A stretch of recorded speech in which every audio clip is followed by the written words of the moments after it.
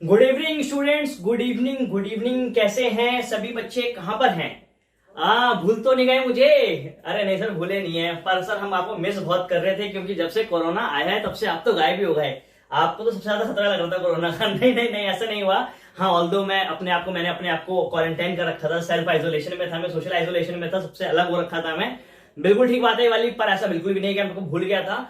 फिर सर आपके sir recorded video क्यों नहीं आया सर, आप लाइव भी नहीं आए, मतलब ये ऐसा क्यों कर करा आपने? यार देखो, एक्चुअली क्या था कि ना मेरे पास सेटअप अवेलेबल नहीं था, मेरे पास ये बोर्ड नहीं था, मेरे पास मार्कर्स नहीं थे, मेरे पास कैमरा नहीं था, बहुत सारी चीजें थी, बहुत सारी चीजें चाहिए होती वीडियो बनाने के लिए, मेरे पास अवेलेबल नहीं थी। ऑल्दो मैंने धीरे धीरे अरेंजमेंट किया क्योंकि मुझे पता था कि कुछ बच्चे जरूर और जरूर मेरा वेट कर रहे होंगे, क्योंकि उनको मैंने बोला हुआ था कि बेटे मैं आपके साथ रहूंगा, ठीक है ना। और as per the promise I am back again, मैं वापस फिर से आ गया हूं और सब चीजों को लेकर आया हूं। अब की बार तो कोई दिक्कत वाली बात नहीं है, अब मैं आपके साथ रोज रहने वाला हूं। यस, तो सर क्या आप हमेशा रोज रिकॉर्डेड लेक्चर्स में रहोगे हमारे साथ या आप लाइव भी आओगे? बेटे पूरी कोशिश करेंगे आपके साथ लाइव आने की, आपके डाउट्स क्लियर करने की। पर सर जब तक आप लाइव नहीं आ रहे तब तक क्या तरीका है हमारे पास, हम आपसे डाउट कैसे पूछेंगे? नहीं, जब तक मैं आपके पास लाइव नहीं आ रहा तब तक आप पर्सनली मुझसे इंस्टाग्राम पे डाउट पूछ सकते हैं। बिल्कुल ठीक। सर आप अपना फोन क्यों नहीं देते वाला जो आपने पहले भी दिया था बच्चों को? यार मैं वो वाला इसलिए नहीं दे सकता क्योंकि that is locked in the office, ठीक है ना, वो ऑफिस में पड़ा हुआ है और मेरे पास वो फोन अभी है नहीं अवेलेबल, ठीक है। तो अभी के लिए जो आपको डाउट्स आते हैं वो आप फटाफट मुझे क्या कहां भेज देंगे, मेरे इंस्टाग्राम अकाउंट में भेज देंगे और मैं कोशिश करूंगा कि मैं सभी बच्चों को क्या कर पाऊं, वहां पे रिप्लाई कर पाऊं। मेरा इंस्टाग्राम आईडी है विशेष पाल सिंह, ओके, विशेष पाल साथ में और सिंह अलग से है, या आप सिंपल मुझे नाम से भी सर्च कर सकते हैं विशेष पाल करके, ठीक है ना। वहां पर आपको लिखा हुआ नीचे नजर आ जाएगा helioseduco.com, तो पक्का पक्का पक्का आपको वहां पे मैं मिल जाऊंगा और जो आपके डाउट क्लियरेंस वाली चीजें होगी वो बिल्कुल हो जा रही होगी, ठीक है। तो जैसे कि दुष्यंत सर ने आपको बताया कि हम क्या करने वाले, अब हम शुरू करने वाले मिशन 60-60, बिल्कुल ठीक, मिशन 60-60। और अब हम वीकली चल रहे होंगे, यस बिल्कुल हम वीकली चल रहे होंगे। तो दुष्यंत सर ने मुझसे पूछा था सर आप ना इस बार क्या करो, एक टॉपिक बता दो, क्योंकि हम आपकी बार वीक के हिसाब से बच्चों को पढ़ाएंगे। तो ऑल्दो मैंने टॉपिक बताया था ह्यूमन फिजियोलॉजी वीक, पर बेटे ह्यूमन फिजियोलॉजी तो बहुत बड़ी है, एक वीक में तो नहीं हो सकती वो। तो सर हमारे पास इतना टाइम भी तो नहीं है। नहीं, मैं यही बताने आया हूं आपको कि टाइम है हमारे पास, क्योंकि ये इस कोरोना लॉकडाउन की वजह से जो भी सब चीजें चल रही हैं बेटे, एग्जाम अगस्त से पहले नहीं होने वाला। अगस्त में तो मेरे ख्याल से लॉकडाउन लिफ्ट करेगा, ओपन होगा, इसको लॉकडाउन को बंद करेंगे और उसके बाद जब चीजें धीरे धीरे ट्रैक पर आएंगी तो बेटे आपका एग्जाम अगर जल्द से जल्द भी हुआ तो अक्टूबर में होगा, उससे पहले एग्जाम होने की संभावना नहीं है। एक बच्चा सोच रहा है सर अगर अक्टूबर में एग्जाम होगा तो सर फिर मैं मेडिकल कॉलेज कब जाऊंगा, मैं कब जा रहा हूँ? तो बेटे आप जा रहे होगे कब? मेरे ख्याल से आपके अगर अक्टूबर में एग्जाम होता है, नवंबर में हद से मान लो रिजल्ट भी आया था, तो दिसंबर में काउंसलिंग होगी और दिसंबर एंड में आपका मेडिकल कॉलेज शुरू हो रहा होगा, ठीक है ना। ऐसा मुझे लगता है, मतलब आई मे बी रॉन्ग, बट जैसे मेरी जो कैलकुलेशंस कह रही हैं सब चीजें ऐसे ही चल रही होंगी, ठीक है। तो बहुत ही अच्छी बात है। तो जिन बच्चों ने अभी तक पढ़ाई नहीं करी थी वो अब हमारे साथ जुड़ जाएं। यहां पर हम बिल्कुल आपको बेसिक से सब चीजें पढ़ाएंगे, बिल्कुल 1-to-1 करते हुए पढ़ाएंगे। जिसको बिल्कुल नहीं आता उसको भी समझ आएगा, जिसको सब कुछ आता है उसकी रिवीजन हो जाएगी। So today we are going to start our mission and that mission is mission 60-60। 60-60 या 60 है, जो भी है यार, क्या करना, ठीक है। तो कुछ बच्चे सोच रहे होंगे सर आपने थंबनेल में तो प्लाज्मा थेरेपी लिखा हुआ था और आप यहाँ पे बॉडी फ्लूइड्स एंड सर्कुलेशन पढ़ा रहे हो, मतलब ये क्या तरीका है, ऐसे करने वाले हो क्या आप? नहीं नहीं नहीं, मैं प्लाज्मा थेरेपी पढ़ाऊंगा आपको, ऐसा नहीं है मैं नहीं पढ़ाऊंगा, ठीक है ना। But body fluids and circulation के साथ पढ़ाऊंगा, क्योंकि मिशन 60 में पहला topic body fluids and circulation ही है और ये ह्यूमन फिजियोलॉजी का सबसे इंपॉर्टेंट टॉपिक है। दो चैप्टर ह्यूमन फिजियोलॉजी में बहुत इंपॉर्टेंट माने जाते हैं, बॉडी फ्लूइड्स एंड सर्कुलेशन और दूसरा है केमिकल इंटीग्रेशन एंड कोऑर्डिनेशन। हाँ, डाइजेशन वगैरह भी इंपॉर्टेंट है, बट इनसे 3-3 क्वेश्चन आ सकते हैं। In fact chemical control and integration से तो एक साल में 4 सवाल भी देखे गए हैं, ठीक है। तो शुरू करते हैं क्या पढ़ना, बॉडी फ्लूइड्स एंड सर्कुलेशन, ठीक है। तो मैं आपसे पूछ लेता हूं कि अगर आप बॉडी फ्लूइड्स को जानते हैं तो बेटे ऐसे कौन से फ्लूइड्स हैं जो हमारी बॉडी में प्रेजेंट हैं, ठीक है ना, जिनके बारे में हम पढ़ते हैं। तो बेटे हमारी बॉडी में ऐसे 2 फ्लूइड्स प्रेजेंट हैं, कौन कौन से बेटे? एक हमारे पास कौन सा, नंबर 1 इज दी ब्लड। पहला कौन सा हमारे पास? पहला हमारे पास कौन सा? ब्लड। और दूसरा हमारे पास कौन सा? लिम्फ, ठीक है। तो सर इस चैप्टर में हम सिर्फ इन 2 फ्लूइड्स के बारे में पढ़ेंगे? जी हाँ, इस चैप्टर में हम सिर्फ और सिर्फ इन्हीं 2 फ्लूइड्स के बारे में पढ़ाई करते हैं, पर लिम्फ के बारे में थोड़ा कम पढ़ते हैं, ब्लड के बारे में थोड़ा सा ज्यादा पढ़ लेते हैं, ठीक है। चलें आगे बढ़ते हैं। तो जो ब्लड है हमारे पास, ब्लड क्या है, तो ब्लड को आप डिफाइन कर सकते हैं कि blood is a specialised connective tissue. क्या है जी blood? Blood is a specialised connective tissue. Sir आप लोग क्यों कह रहे हो स्पेशलाइज्ड कनेक्टिव टिश्यू है? क्या कनेक्ट कर रहा है क्या? नहीं सर, ये तो बोन की तरह भी नहीं है, हार्ड नहीं है, ये लिगामेंट की तरह नहीं है, टेंडन की तरह नहीं है, किसी भी चीज की तरह तो नहीं है। नहीं, ये भी बॉडी के दो पार्ट्स को कनेक्ट करता है। जैसे कि मान लो कि फूड अगर आपके इंटेस्टाइन में प्रेजेंट है, मतलब इंटेस्टाइन से ग्लूकोज एब्जॉर्ब हुआ और ग्लूकोज को पहुंचाना है मसल्स पे, क्योंकि मसल्स उनको जलाकर, फूड को जलाकर क्या करेगी? एनर्जी प्रोड्यूस करेगी। तो वो जो ट्रांसपोर्ट है ग्लूकोज का इंटेस्टाइन से मसल्स में कैसे होगा? उसको लेके जाएगा कौन? ब्लड। तो yes, blood is connecting the muscle with the intestine, that's why it is a connective tissue. पक्की बात है? हाँ या ना? बढ़ जाए आगे, ठीक है। आगे बढ़ते हैं और बात करते हैं कि जो ब्लड है हमारे पास, ठीक है ना, वो कितनी चीज से मिलकर बना हुआ है। तो बेटे ब्लड हमारे पास मिलकर बना हुआ है दो चीजों से। पहली जो चीज है वो है हमारे पास कौन सी? प्लाज्मा, जो एक मैट्रिक्स है, और दूसरा है हमारे पास कौन सा? दूसरे हमारे पास कौन से? Formed elements. सभी लोग जानते हैं इसके बारे में? हाँ या ना? पक्का? तो जब मैंने प्लाज्मा लिखा तो कुछ बच्चों के चेहरे पे मुस्कान आ गई, कह रहे सर लगता है आज आप प्लाज्मा थेरेपी पढ़ाई दोगे। हाँ बिल्कुल, यहाँ से पढ़ाऊंगा मैं आपको। और प्लाज्मा थेरेपी पढ़ाने का ना एक बड़ा इंपॉर्टेंट कारण, एक मतलब बड़ा इंपॉर्टेंट कारण ये भी है, क्योंकि इस साल क्या हुआ है, इस साल ना नीट और एम्स जो है वो मिलके ही हो रहे हैं, वाली बात तो सभी को पता ही होगी। और बेटे आप एम्स को जानते हो या ना जानते हो, मैं एम्स को बहुत अच्छी तरह से जानता हूं, मुझे पता है वो सवाल कहां से पूछता है। आई नो, मुझे पता है। एम्स क्या करता है? एम्स ना कुछ बाहर से भी कुछ जनरल नॉलेज चीजें पूछ लिया करता है, ठीक है ना। इसको जनरल अवेयरनेस का नाम देता है, ये जनरल नॉलेज का नाम देता है ना। वो कुछ चीजें बाहर से नहीं होती, जो आसपास एनवायरमेंट में चल रहा होता है ना, उसी से सवाल पूछता है, ठीक है ना। जैसे कि आपकी जो एनवायरमेंटल केमिस्ट्री, उससे क्वेश्चन पूछ लेगा, केमिस्ट्री इन एवरीडे लाइफ है उससे क्वेश्चन पूछ लेगा, इन सब चीजों से सवाल वो पूछ लिया करता है। तो कोई दिक्कत नहीं, हम बता भी देते हैं। बट जो अभी जो एनवायरमेंट में, अभी जो हमारे आसपास माहौल में सबसे ज्यादा जो चीज चल रही है, वो सबसे ज्यादा जो इंपॉर्टेंट चीजें हैं वो बेटे वो क्या है? वो है कोरोना। क्या है वो? कोरोना, ठीक है। अब क्योंकि कोरोना और इस चैप्टर में कोई आपस में लेना देना नहीं है, ठीक है ना, बट कोरोना की जो ट्रीटमेंट, अभी जो सबसे पॉसिबल ट्रीटमेंट उसकी नजर आ रही है, क्योंकि अभी एंटीडोट या वैक्सीन तो हमारे पास आई नहीं है, तो जो ट्रीटमेंट जो हमारे पास अभी हम हमारे पास नजर आ रही है वो है क्या? Plasma therapy. तो प्लाज्मा थेरेपी को लेकर एम्स सवाल पूछ सकता है, इसीलिए मैंने आज उसको क्या करा, आपके वीडियो लेक्चर में क्या कर दिया है? मर्ज कर दिया है, ठीक है। तो मैं आपको वाली चीज पढ़ाऊंगा। चलें, दूसरी बात हमारे पास ये आ रही है कि प्लाज्मा और फॉर्म्ड एलिमेंट है कितने कितने। तो बेटा सुन लेना मेरी बात, जो मेन कंपोनेंट है वो प्लाज्मा ही है। Plasma is about 55%। कितना है प्लाज्मा? प्लाज्मा लगभग अगर 100 ml ब्लड है तो 55% क्या है? प्लाज्मा है। और ये जो फॉर्म्ड एलिमेंट्स है बेटे, ये मात्र कितने हमारे पास? 45% ही है। बढ़ जाए आगे, हाँ या ना? तो यहां पर हम इसकी बात करेंगे, यहां पर हम सबसे पहले बात करेंगे इसकी, पढ़ना प्लाज्मा के बारे में। इसके बारे में पढ़ना शुरू करेंगे, we will talk about the plasma. तो करें जी, स्टार्ट करें, हाँ या ना? ठीक है, तो चलिए जी स्टार्ट करते हैं प्लाज्मा को पढ़ना। मैं इसको मिटा भी देता हूं, रख कर देता हूं मैं इसको, जिससे कि सभी चीजें अच्छे से यहां पे बताई जा सके। ओके, चलें। ओके ओके ओके, तो हियर इज द प्लाज्मा। तो अगर मैं आपसे पूछ लूंगा कि प्लाज्मा जो है, प्लाज्मा किसका बना हुआ है, तो आप सुन लेना सबसे पहली बड़ी इंपॉर्टेंट बात कि प्लाज्मा जो हमारे पास बना हुआ है, it is made up of water. मतलब कि इसमें 90 to 92% तो क्या है? केवल और केवल वाटर ही है, सिर्फ और सिर्फ वाटर का ही बना हुआ है। सिर्फ और सिर्फ वाटर ही है, इसमें कुछ और चीजें भी प्रेजेंट है? नहीं, और भी चीजें प्रेजेंट हैं, बिल्कुल बेटे। इसके अंदर क्या है? इसके अंदर प्रेजेंट है कि हमारे पास प्रोटीन्स। क्या प्रेजेंट है इसके अंदर? प्रेजेंट है क्या? प्रोटीन्स। और कौन से हमारे पास? Plasma proteins are present in this. समझ आई बात? मुश्किल तो नहीं है, चलें। ओके, तो ये प्रोटीन्स है, क्या है जो हमारे पास? ये प्रोटीन्स हैं। ये भी ऐसे नहीं है कि सिंपल एक टाइप के प्रोटीन्स हैं। ये हमारे पास मेरे प्यारे बच्चों, they are of 3 types of protein. कितने टाइप के प्रोटीन है? 3 तरह के प्रोटीन्स यहां पे प्रेजेंट हैं। कौन कौन से? एक है हमारे पास कौन सा?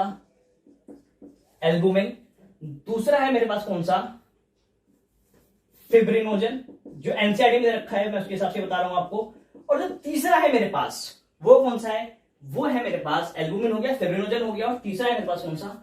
ग्लोबुलिन। ठीक है ना। प्लाज्मा थेरेपी के बारे में हम ग्लोबुलिन से ही पढ़ेंगे। मतलब प्लाज्मा के अंदर भी हमने इनके बारे में नहीं बात करेंगे, हम प्लाज्मा थेरेपी के बारे में बात करेंगे। हम सिर्फ ग्लोबुलिन के बारे में बात कर रहे होंगे। बट सर आप पढ़ा रहे हो तो एक बार बता ही दो सर, ग्लोबुलिन, एल्बुमिन, फिब्रिनोजन क्या होती है ये। तो बेटे सुन लेना, हमारे पास जो एल्बुमिन है, इसका ये ब्लड में प्रेजेंट होता है, उसका काम होता है क्या? Osmo regulation. क्या काम होता है इसका? काम होता है हमारे पास क्या? Osmo regulation. समझ आ रही है मेरी बात? ये हमारी बॉडी में वाटर के लेवल को, इलेक्ट्रोलाइट्स के लेवल को क्या करता है, बैलेंस किया करता है। मुश्किल?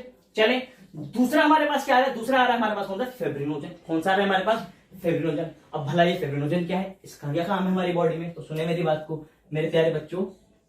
ये जो फिब्रिनोजन है, क्या है ये जो फिब्रिनोजन है, ये fibrinogen is a blood clotting substance. क्या है ये ब्लड क्लॉटिंग में हेल्प करता है। जब क्या होता है, जब इंजरी होती है, जब क्या होती है, जब चोट लगती है, तो चोट लगने के काम पे टाइम पर ये फिब्रिनोजन कन्वर्ट होता है किसमें, हमारे पास फिब्रिन में। किसमें कन्वर्ट होता है, this converts into the fibrin. और जब ये फिब्रिन में कन्वर्ट होता है तो क्या करता है, आगे चल के ये ब्लड क्लॉट किया करता है, क्लॉटिंग ऑफ ब्लड में इन्वॉल्व होता है। समझ आई मेरी बात? पक्का है? मतलब कि अगर तो आप इस प्लाज्मा में से किसको निकाल दोगे, अगर आप इसमें से इसको निकाल दोगे, इसको हमारे पास क्लॉटिंग फैक्टर को जो क्लॉट कर रहा है ये, this if you minus this part, this clotting factor और द फिब्रिनोजन, ठीक है, तो ये आपको दे देगा मेरे प्यारे बच्चों, क्या, this will give you the serum. क्या दे देगा, ये आपको सीरम दे देगा। बिल्कुल सही सुना आपने, ठीक है। और ये बड़ा इंपॉर्टेंट क्वेश्चन है, और ये क्वेश्चन हमारे पास आया भी हुआ है। माफ कीजिएगा, मैंने अपने ये सलाइवा लगा के पेज को टर्न करा है, ऐसा बिल्कुल भी ना करें घर पे, ठीक है ना। मैंने तो हाथ धो के सैनिटाइज कर रखे हैं हाथ अपने, ठीक है, मेरे से गलती हो गई, ठीक है। तो ये जो क्वेश्चन है हमारे पास, ये हमारे पास नीट फेज 2 2016 में पूछा गया है वाला सवाल कि व्हाट इज सीरम। तो this question was asked in NEET 2016 phase 2 में वाला क्वेश्चन पूछा जा चुका है। समझ आई मेरी बात? पक्का? सर देखो फटाफट हमें प्लाज्मा थेरेपी के बारे में बताओ। तो चलो अब आते हैं इसमें हम ग्लोबुलिन पे। किस पे आते हैं हम, हमारे पास ग्लोबुलिन पे आते हैं। तो बेटे ग्लोबुलिन क्या होते हैं हमारे पास, तो ग्लोबुलिन हमारे पास 3 टाइप के हैं। कितने टाइप के हैं, 3 टाइप के। एक है हमारे पास कौन सा, अल्फा ग्लोबुलिन। दूसरे हमारे पास कौन सा, बीटा। चलो ठीक है, बीटा। और सर तीसरे तो फिर गामा ही होंगे। कौन से होंगे, गामा ग्लोबुलिन से होंगे। इसमें हमें कोई दो राय की बात नहीं है, हमें को सोचना भी नहीं है। चलो ठीक है, मान लिया। अल्फा ग्लोबुलिन कौन से हमारे पास, कुछ एग्जांपल आपके पास है क्या, कुछ नहीं है तो चलो मैं बता देता हूं। अल्फा ग्लोबुलिन बेटे हमारे पास है, जैसे कि अगर आप एग्जांपल ले लेंगे कौन सा, एंजियोटेंसिनोजन। यस, पेपर में कभी अगर टीचर ने एनसीईआरटी के लेवल से उठा के पूछा तो ये पूछ लेगा कि हमारे पास एंजियोटेंसिनोजन किस तरह का हमारे पास प्रोटीन है, ठीक है ना। वो आपको ऑप्शन दे देगा alpha globulin, beta globulin, gamma globulin या नन ऑफ द अबव। और बच्चे टिक कराएंगे नन ऑफ द अबव, वो आंसर हो जाएगा गलत। Answer is alpha globulin. Angiotensin हमारे पास क्या है, ये किडनी का काम, तो मतलब किडनी में हमारे पास ये काम तो करता है। एक्सक्रीशन में पढ़ाऊंगा आपको, पर ध्यान रखना इसका काम क्या होता है। इसका बड़ा मेजर काम होता है, डायरेक्टली और indirectly it increases blood pressure. ये बीपी को क्या कर देता है, बढ़ा देता है, जिस वजह से ग्लोमेरुलर फिल्ट्रेशन रेट मतलब कि जीएफआर के आता है, बढ़ जाया करता है। ठीक है जी, पक्का। दूसरे पे आते हैं, हमारे पास दूसरी चीज कौन सी आ रही है जी, दूसरी चीज मेरे पास आ रही है कौन सी, बीटा ग्लोबुलिन। कौन सी आ रही है मेरे पास, बीटा ग्लोबुलिन आ रहे हैं। और बीटा ग्लोबुलिन कौन से हैं सर, ये इनके बारे में हमने कभी सुना नहीं है। चलो मैं सुना देता हूं आपको। बेटे ये जो बीटा ग्लोबुलिन हैं, मैं इसको यहाँ पे रख करके लिख देता हूं यहाँ पर मेरे प्यारे बच्चों। देखो ये जो बीटा ग्लोबुलिन है, इनका काम बड़ा इंपॉर्टेंट है। जैसे आप एग्जाम्पल ले लो इसका, प्लाज्मिनोजन का। ये ब्लड में प्रेजेंट होता है, हम इसमें प्लाज्मा में प्रेजेंट होता है। इसका नाम क्या है, प्लाज्मिनोजन। ये इनएक्टिव है, क्या है ये हमारे पास इनएक्टिव फॉर्म में प्रेजेंट है। जब क्या होगा, जब मान लो कि किसी भी जगह पर क्या हो जाएगी, चोट लग जाएगी, तो चोट लगने के बाद हो सकता है ब्लड में क्लॉट हो जाए। हाँ या ना, ब्लड में क्लॉट हो जाते हैं ना, बॉडी के अंदर अंदर किसी भी जगह पे क्लॉट हो जाते हैं। फिर उसके थोड़े दिन बाद क्या होते हैं, क्लॉट ऑटोमेटिकली क्या हो जाते हैं, डिसॉल्व कर जाया करते हैं। तो ये क्या करता है प्लाज्मिनोजन, ये डिसॉल्व करने का काम करता है। मतलब कि ये कन्वर्ट होता है किसमें, प्लाज्मिन में। हाँ या ना, तो you can say that this plasminogen is an inactive form of this plasmin, okay, or it is a precursor, and this plasmin is involved in dissolving या removing blood clot। क्या करता है हमारी बॉडी में, ब्लड क्लॉट को क्या करता है, रिमूव किया करता है। आसान है, मुश्किल है, आसान है। सर रुका नहीं जा रहा, सर फटाफट बता दो सर प्लाज्मा थेरेपी के बारे में। चलो ठीक है यार, आ रहा हूं, ठीक है ना। प्लाज्मा थेरेपी के बारे में हमने अल्फा और बीटा के बारे में बात नहीं करनी, हमने सिर्फ और सिर्फ बात करनी है किसके बारे में, गामा के बारे में। किसके बारे में बात करनी है, गामा के बारे में। और ये वाली चीज मैं आपको चलो डिटेल में बता भी देता हूं। चलो जी, चलो फटाफट चलते हैं। Okay, we are coming here. तो प्लाज्मा के अंदर जो प्रोटीन जो प्रेजेंट है, ठीक है ना, प्लाज्मा के अंदर जो क्या प्रेजेंट है हमारे पास, प्रोटीन प्रेजेंट है, वो कौन सा हमारे पास जी, वो है हमारे पास कौन सा, गामा ग्लोबुलिन। कौन सा है हमारे पास, वो गामा ग्लोबुलिन, इनको इसका मतलब हमारे पास इसको हम लिखते हैं क्या, ये होते हैं बेसिकली क्या, इम्यूनोग्लोबुलिन। क्या होते हैं हमारे पास, इम्यूनोग्लोबुलिन्स भी, मैं इनको ये इम्यूनोग्लोबुलिन्स भी कहता हूं मैं इनको, या इनको आप शॉर्ट फॉर्म में आईजी भी लिखते हैं। क्या भी लिखते हैं आप, आईजी भी लिखा करते हैं। और बेटे यही होते हैं क्या, एंटीबॉडीज। क्या होते हैं ये, यही होती हैं क्या हमारे पास एंटीबॉडीज। बिल्कुल सही सुना आपने। और ये एंटीबॉडीज अलग अलग टाइप की हो सकती है। They can be of alpha type, they can be of, हमारे पास अल्फा हो सकती है हमारे पास ये हमारे पास एप्सिलॉन टाइप की हो सकती हैं, ठीक है ना। एप्सिलॉन सुना होगा आपने, एप्सिलॉन नॉट, ठीक है ना, ये तो आप उसमें पढ़ते हो इलेक्ट्रोस्टैट में। और हमारे पास हो सकती है कौन सी, ये म्यू टाइप की हो सकती है हमारे पास ये, या ये हमारे पास हो सकती है किसकी, डेल्टा टाइप की, या ये हमारे पास हो सकती है किसकी, हमारे पास गामा टाइप की। किस टाइप की हो सकती है हमारे पास, गामा टाइप की भी हो सकती है। पक्का, ठीक है। ये जो हमारे पास है, तो बेटे ये जो गामा टाइप वाली है ना, हमने इनके बारे में क्या पढ़ना है, हमने इनके बारे में ही पढ़ना है, ठीक है ना। क्योंकि सबसे ज्यादा जो एंटीबॉडीज हमारी बॉडी में प्रेजेंट होती हैं वो क्या होती हैं, वो यही होती है कौन सी, 80% आर द एंटीबॉडीज। तो सर एक बार इसके बारे में बताइए दो बेटे। ये जो अल्फा वाली है ना, ये हमारे पास कौन सी है, ये हमारे पास है आईजीए। ई कौन सी है, ये हमारे अल्फा, ये एप्सिलॉन कौन सी है, ये हमारे पास आईजीई। ये हमारे पास इन्वॉल्व होती है किसमें, एलर्जिक रिएक्शंस में, इन्फ्लेमेटरी रिएक्शंस में। ये सिक्रेटरी एंटीबॉडीज है, मिल्क में प्रेजेंट होती है, कोलोस्ट्रॉम में प्रेजेंट होती है। ये हमारे पास म्यू है, इसको मैं कहता हूँ आईजीएम। ये मेरे पास डेल्टा है, इसको कहता हूँ आईजीडी। ये सारी टाइप की क्या है हमारे पास एंटीबॉडीज हैं। समझ आ रही है आपको मेरी बात, पक्का। पर हम इनको नहीं पढ़ने वाले, क्योंकि जो सीक्वेंस है, अगर मैं बात करूंगा सबसे ज्यादा जो प्रेजेंट है हमारी बॉडी में, जो इम्यूनिटी का काम कर रही है, आपको बचाती है अलग अलग बीमारियों से, वो कौन सी है, वो है हमारे पास कौन सी, गामा वाली। कौन सी वाली है, गामा वाली है। तो अगर पेपर में सवाल पूछा जाएगा तो सबसे ज्यादा कौन सी होती है, आईजीजी होती है। आईजीजी के बाद हमारे पास आती है कौन सी, आईजीए। आईजीजी के बाद आती है, इसके बाद आती है हमारे पास कौन सी, बाकी किसी भी टाइप की अगर आप ले सकते हैं कौन सी, जैसे आईजीई। ये बेसिक क्या होता है, सीक्वेंस होता है। और इन तीनों के बारे में आपने पढ़ाई की है। यस, कुछ बच्चा अगर ये सोच रहा है कि सर क्या ये आईजीजी जो है, क्या यही होती है जो एरिथ्रोब्लास्टिक फेटालिटी केस में मूव कर जाती है। हाँ जी, यही होती है। These antibodies can cross the placenta too, and these antibodies, ये वही एंटीबॉडीज हैं जिनके अंदर आज के साइंटिस्ट को ये नजर आ रहा है कि वो कोरोना से लोगों को बचा सकते हैं। यस, बिल्कुल ठीक है, पक्का। अब समझेंगे कि काम कैसे होने वाला है। यहां पर मैं आपको थोड़ा सा इम्यूनिटी के समझाता हूं, ह्यूमन हेल्थ एंड डिजीज पे मैं आपको लेके चलता हूं, और उसके बारे में आपको थोड़ा सा यहां पे बताता हूं। हो क्या रहा है बेसिकली, जब ये हमारे पास जो कोविड-19 वायरस है, जब ये कोविड-19 वायरस, मैं इसको मिटा लेता हूं, इससे मुझे ज्यादा जगह मिल जाए आपको समझाने के लिए कंसेप्ट, तो सुने क्या मेरी बात को। जब ये कोविड-19 वायरस क्या करता है, हमारी बॉडी में एंटर करता है, क्या करता है, किसी की इंडिविजुअल की बॉडी में करता है, एंटर करता है, क्योंकि ये नोवेल है। नोवेल का मतलब होता है कि नया वायरस। क्या मतलब होता है, नया वायरस। तो हमारी बॉडी ना इसको पहचान नहीं पाती, क्योंकि नया नया बनाया ना, अभी तो बनाया। मतलब मैं ऐसा नहीं कह रहा, मतलब ट्रम्प भाई साहब कह रहे हैं ऐसा कि चाइना ने इसको बनाया है, ठीक है ना, उसको चाइनीज वायरस कहते हैं वो। तो नोवेल है, इट इज न्यू वायरस। तो बॉडी के पास कभी कोई मेमोरी थी नहीं इसकी, ना है अभी, ठीक है ना। पहली बार एंटर करेगा तो कैसे पहचान लेगा। मतलब मैं किसी अननोन इंसान से मिलूंगा तो मैं ऐसा थोड़ी बोलूंगा यस मिस्टर एक्स, ऐसे थोड़ी बोल सकता हूं, मैं तो उसको जानता भी नहीं हूं। Same concept is with our body, हमारी बॉडी के साथ भी यही सेम कंसेप्ट है। जब हम इस नोवेल वायरस को मिलते हैं सबसे पहली बार को, तो हम उसको पहचान नहीं पाते, और यही कारण है हमारी बॉडी में एंटर ये कर जाता है। अब क्योंकि बॉडी में एंटर करेगा और बॉडी के पास इसके लिए कोई इम्यूनिटी प्रेजेंट नहीं है, तो बॉडी मजबूरन क्या होती है, इससे अफेक्ट होती है। ये बॉडी में अपने सिम्टम्स शो करता है, अपनी हमारी बॉडी में करता है, रेप्लिकेट करता है। और जब तक कि जब हमारी बॉडी इसको पहचान पाती है कि यार ये तो किसी भी टाइप के डब्ल्यूबीसी को पकड़ ही नहीं पा रहे हैं। हमारी बॉडी में मिलियंस ऑफ टाइप के क्या होते हैं, डब्ल्यूबीसी होते हैं। हर एक डब्ल्यूबीसी के ऊपर क्या होता है, एक स्पेशल टाइप का एंटीजन प्रेजेंट होता है, जो बेसिकली क्या करता है, बाहर से आए हुए फॉरेन पार्टिकल को पहचानता है। बट क्योंकि ये नोवेल था, इसको पहचान नहीं पाया, तो ये नया है। अब बॉडी को समझ आया वो कि यार ये तो बिल्कुल ही नई चीज है, इसके लिए तो कुछ अलग से बनाना पड़ेगा। तब जाके हमारी बॉडी के जो टी सेल्स हैं वो उसको पहचान पाते हैं। फिर हमारी बॉडी के क्या, बी सेल्स, कौन से, बीटा सेल्स क्या करते हैं, इसके खिलाफ क्या बनाते हैं, एंटीबॉडीज बनाने का निर्णय लेते हैं। और बी सेल्स क्या करते हैं, डिवाइड करते हैं। क्या करते हैं, डिवाइड करते हैं। They divide into plasma cells and memory cells. समझ पा रहे मेरी बात को, ये प्लाज्मा सेल्स और मेमोरी सेल्स में डिवाइड करते हैं।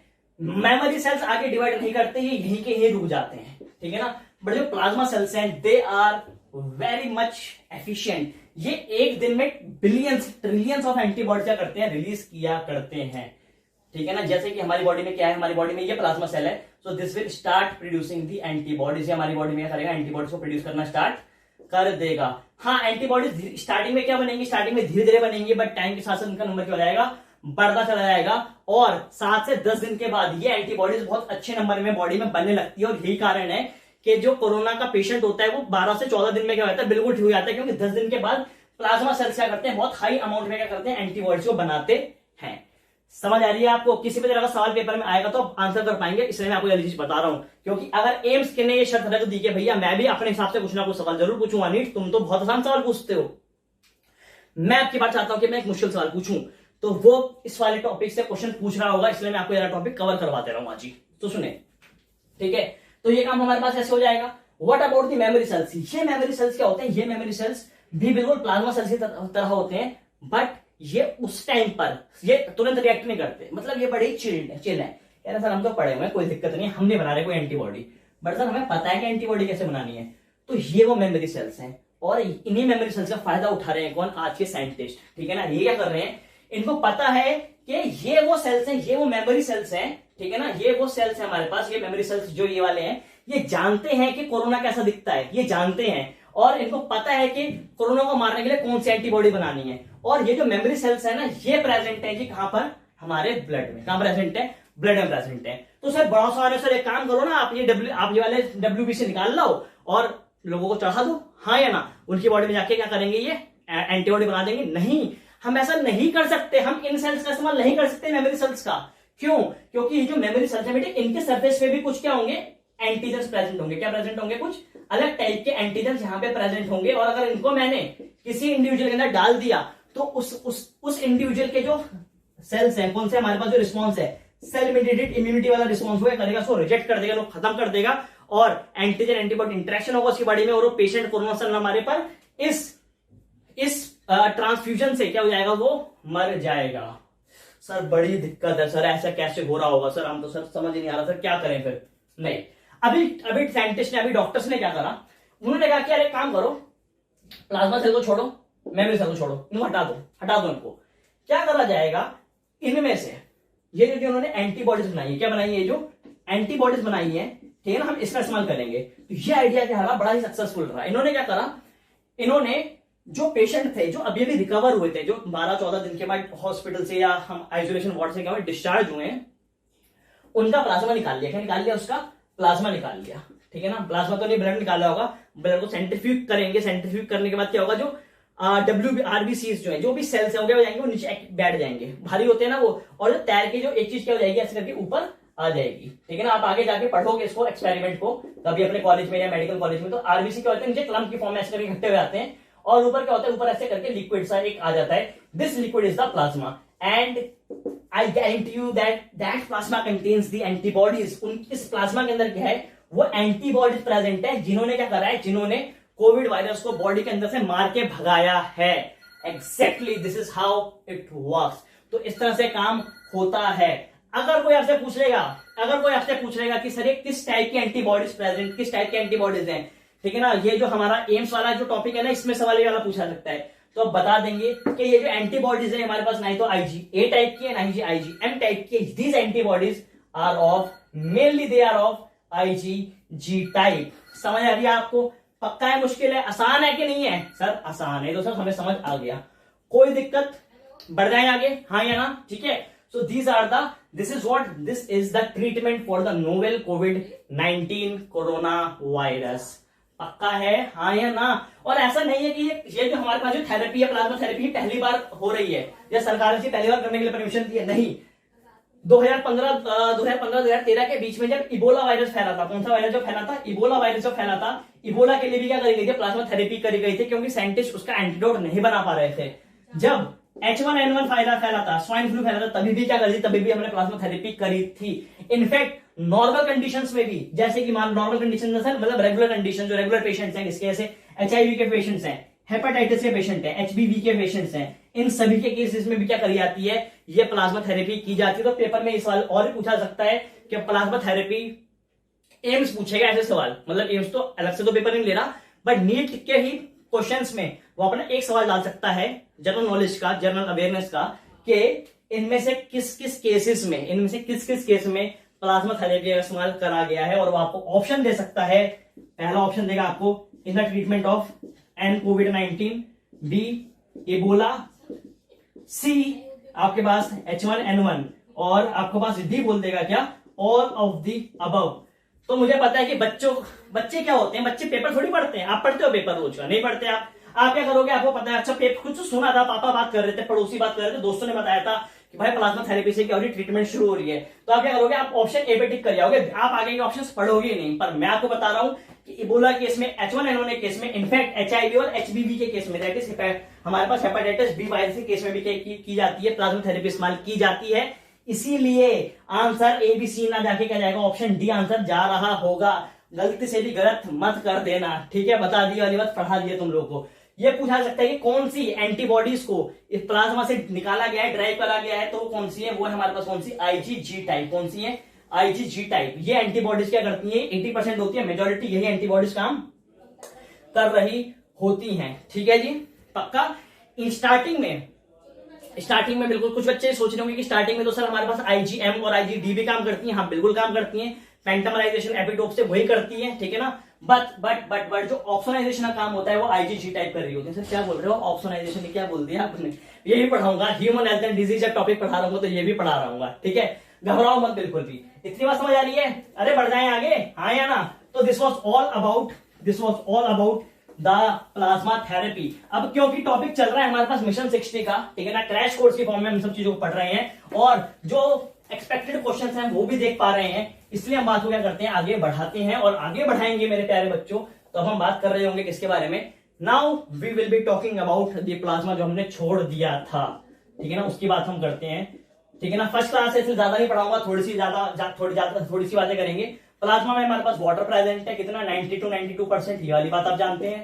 प्लाज्मा में हमारे पास प्रेजेंट है क्या, प्रोटीन से, तो बता दिया मैंने आपको, और इसके साथ मैंने आपको प्लाज्मा थेरेपी भी एक्सप्लेन कर दी है, ठीक है ना। दूसरी चीज जो हमारे पास आ रही है यहाँ पर बड़ी इंपॉर्टेंट, कैसे प्रेजेंट होता है क्या, हेपेरिन। क्या प्रेजेंट होता है, हेपेरिन ही प्रेजेंट होता है, जो एक एंटीकोएगुलेंट होता है। क्या होता है, हेपेरिन इज एन एंटीकोएगुलेंट, ये ब्लड को क्लॉट होने से रोकता है बॉडी के अंदर। This heparin is produced by the liver, इसको लिवर प्रोड्यूस करता है, बट इसको रिलीज करते हैं कौन, बैसोफिल्स। कौन रिलीज कर रहे होते हैं इसको, बैसोफिल्स रिलीज कर रहे होते हैं, ठीक है, पक्का।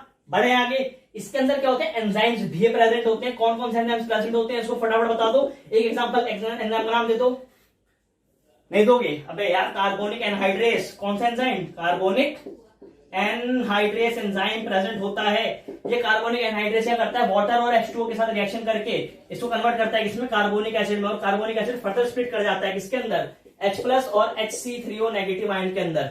याद है, this is a method of transport of gases में हमने पढ़ा था, कार्बन डाइऑक्साइड की ट्रांसपोर्ट 70% इसी फॉर्म में हुआ करती है। उसके लिए जो एंजाइम रिस्पॉन्सिबल है कार्बोनिक एनहाइड्रेस, और कार्बोनिक एनहाइड्रेस का जो कोफैक्टर है, ठीक है ना, कोफैक्टर है जो उसको एक्टिवेट करता है metal ion, that is the zinc, Zn2+। पक्का याद रहेगी इतनी बात। और क्या चीजें प्रेजेंट है इसके अंदर, और इसके अंदर जो प्रेजेंट है हमारे पास वो है क्या, इलेक्ट्रोलाइट्स। क्या प्रेजेंट है, electrolytes, sodium, potassium, chloride, bicarbonate, they all are present here. Bicarbonate तो हो गई ना, बिल्कुल ठीक बात है। और सर क्या प्रेजेंट है मेरे प्यारे बच्चों, प्लाज्मा प्रेजेंट है हमारे पास, क्या ग्लूकोज प्रेजेंट है, ठीक है ना, डिसॉल्व ऑक्सीजन प्रेजेंट है हमारे पास इसके अंदर प्रेजेंट है, यूरिया प्रेजेंट है, ठीक है ना, और इसके अंदर हमारे पास कुछ और भी चीजें प्रेजेंट हैं, बिल्कुल ठीक है, नाइट्रोजन, वेस्ट, अमीनो एसिड, ये सब चीजें क्या है इसके अंदर प्रेजेंट हुआ करती है। So this was all about the plasma, ठीक है ना। So today it was the first class, इसलिए मैं आपको इतना ही पढ़ा रहा हूं।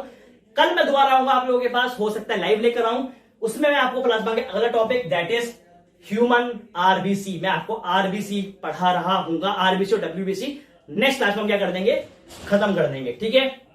साथ ही मैं इसके साथ आपको नीचे कुछ क्वेश्चन दे रहा हूं, मैं चाहता हूं कि आप उन क्वेश्चंस को जरूर कर लो। ज्यादा क्वेश्चन नहीं दूंगा, 10-15 क्वेश्चन दूंगा, उनका प्लीज प्लीज प्लीज कर लीजिए, ठीक है। तो this was all about the topic, हमने इसको ढंग से पढ़ लिया है, अब आप इसको आगे कर लें। और ठीक है ना, मैं आपको जाते जाते बस एक बात कहना चाहता हूं, बेटे अपनी सेल्फ वर्थ हुआ करें, रिलैक्स करें, अपने आप को पहचाने कि आप क्या वो चीज कर सकते हैं जो चीज करने की आपने सोची थी। अगर आप कर सकते हैं तो मैं आपको गारंटी दे रहा हूं कि आपको कोई हरा नहीं सकता। वो बनते कोई भी चीज हो, मैं मेडिकल क्लियर करने की बात नहीं कर रहा, मैं सिंपल एक बात कर रहा हूं, जैसे क्या आप इस लेक्चर को पूरा देखने के बाद, आप वो नीचे दिए हुए क्वेश्चन कर सकते हैं? अगर आप कर सकते हैं तो मतलब कि आप राइट ट्रैक पर हैं, आप उनको क्वेश्चन को करेंगे, वो टॉपिक आपका बिल्कुल पक्का हो जाएगा। एक्सपेक्टेड क्वेश्चन है, इस वाले टॉपिक से एक हो सकता है 4 नंबर सवाल आ सकता है, तो मैं चाहता हूं कि आप उसको ढंग से कर लें और करने के बाद क्या करें, उस 4 नंबर को बिल्कुल पक्का कर लें। ठीक है, तो चलें जी, मिलते हैं फिर, तब तक के लिए ऑल द बेस्ट।